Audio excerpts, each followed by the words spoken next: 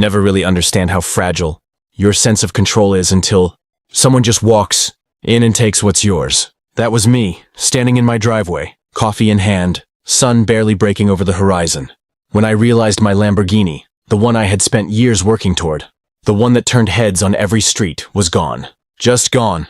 At first I thought it was a prank. Maybe I had forgotten something. Maybe it had been towed. But deep down, I already knew this wasn't a simple mistake. It started with the Karens, the infamous HOA family on the corner of our neighborhood. Everyone knew them. They were the kind of people who seemed to think rules were optional for them, whose sense of entitlement was practically a local legend. And it wasn't just Karen herself, it was her son, a reckless kid with a smile that could charm anyone while leaving chaos in his wake. I'd had my run-ins with them before, small annoyances that I brushed off, but nothing had prepared me for this. The moment I saw the empty spot where my Lambo used to be, my heart sank. I stormed over to the Karen's house. Karen herself was sitting on her porch, latte in hand, looking every bit the picture of calm superiority. I demanded to know where my car was, trying to keep my voice steady, but the panic and fury were impossible to mask. And that's when she said it, with all the confidence of someone who truly believed the world revolved around them. "Oh, my son, he just borrowed it. He's used to taking things. Don't worry about it." Borrowed? Borrowed? My brain refused to process it. My Lambo, gone, and the audacity of Karen to act as if it was perfectly normal made my blood boil. I realized instantly that this wouldn't be like a typical neighbor dispute. This was a battle with someone who thought privilege exempted them from consequences. Someone who truly believed the rules didn't apply to her family. I called the police, but Karen was ready. She waved her HOA status like a shield, claiming her son was just a kid and that I was overreacting.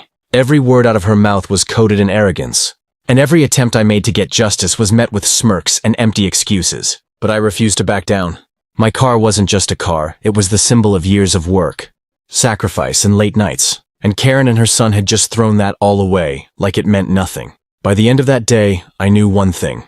If I wanted my Lamborghini back, if I wanted her to understand that privilege didn't mean immunity, I would have to outsmart them. And I was ready to do exactly that. The first thing I realized, after the police hit a wall, was that waiting for justice wasn't an option. Karen and her son had crafted an invisible armor of privilege, smiles, connections, and a sense of untouchable entitlement. If I wanted my Lamborghini back, I'd have to dig deeper, find the cracks in their perfect little world, and exploit them.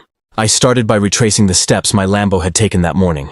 Security cameras in the neighborhood were hit and miss, some were outdated, some malfunctioning, but persistence paid off. Hours of scanning blurry footage finally revealed what I suspected. Karen's son, acting like he owned the streets, had driven the car straight to a secluded storage unit on the far side of town. The storage facility itself was nondescript, just another row of bland metal doors, but I could feel the pulse of adrenaline in my veins. This wasn't just a theft, it was a challenge. And like any challenge, it demanded strategy, patience, and a touch of cunning. I mapped out the facility, watching the comings and goings, timing the patrols, and noting which doors looked suspicious. I even had to mask my presence, pretending to be an uninterested passerby while my mind ran at full speed, plotting every possible scenario.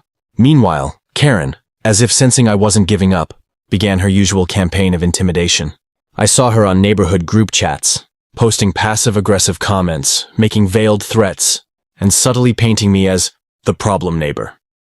It was classic. Karen behavior, cast blame, confuse the victim, and protect her son at all costs. But it only fueled my determination.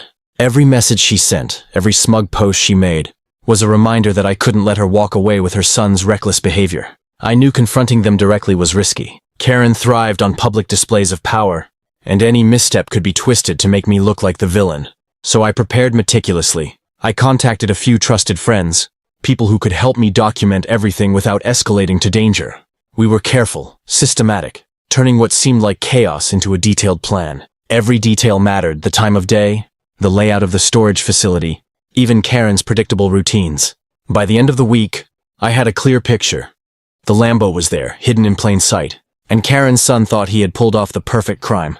He had no idea that I wasn't just some angry neighbor. I was someone who had nothing left to lose and everything to gain, and I was ready to make my move. The next step would be risky, bold, and maybe even a little dangerous, but I couldn't back down. I had to show Karen that privilege doesn't make you untouchable, and that reckless entitlement always comes with a price. By now, I had every detail locked in. I knew the layout of the storage facility, the schedule of the guards, and even Karen's predictable behavior patterns. Her son, overconfident and careless, thought he was untouchable, and that overconfidence was going to be his downfall. I didn't need to fight brute force. I needed strategy, patience, and timing. I spent the next few days quietly observing, pretending to run errands, watching every move of the Karens as if I were a hawk circling its prey. Karen continued her passive-aggressive war, sending thinly veiled threats through HOA channels and neighborhood gossip. She flaunted her connections like badges of honor, as if the world would bend to her whims. But I didn't flinch. I knew the rules of engagement, and I knew that pride always leads to mistakes. The night I chose to act, everything had to be perfect. I recruited 2 friends I trusted implicitly. They were quick, discreet, and knew how to follow a plan without panicking.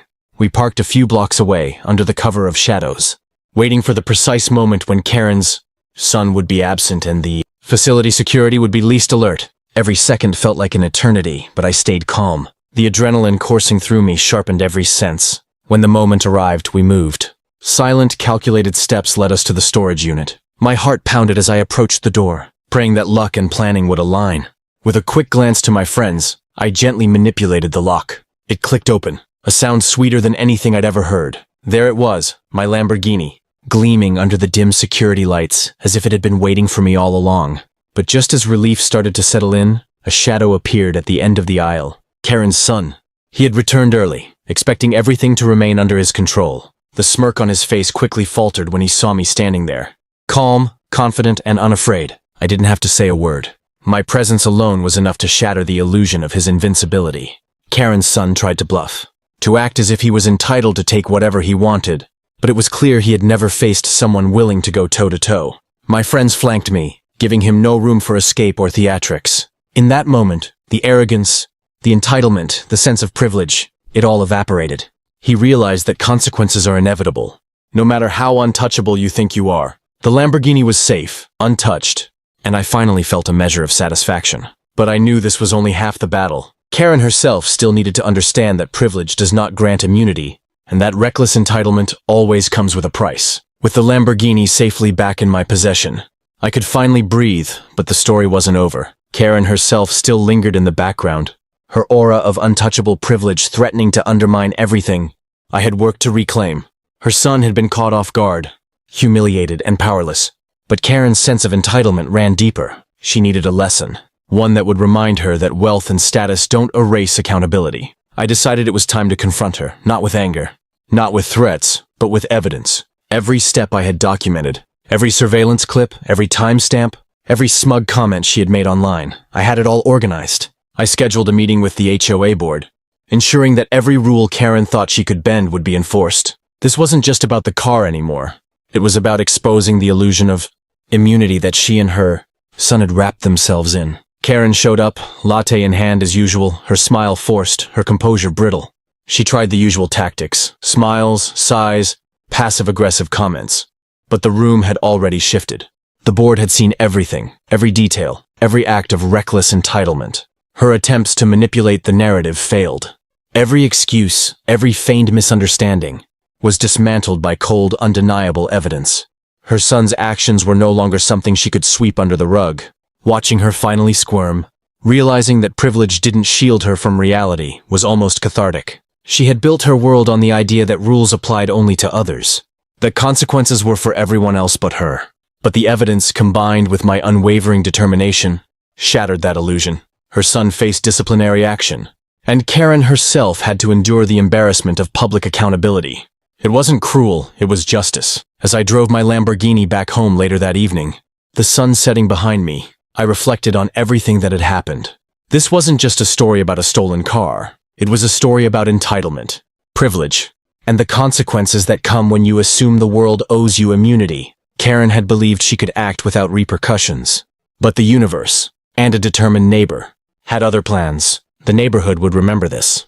Not because of me or the Lamborghini, but because Karen had learned a hard truth. Entitlement might make you bold, but it doesn't make you untouchable. And sometimes it takes someone willing to fight, to strategize, and to stay calm in the face of arrogance to remind the privileged that every action has a consequence. The Lambo was back, justice had been served, and the Karens, well, they would think twice before ever testing me again. If you enjoyed this crazy HOA Karen story, don't forget to hit that like button.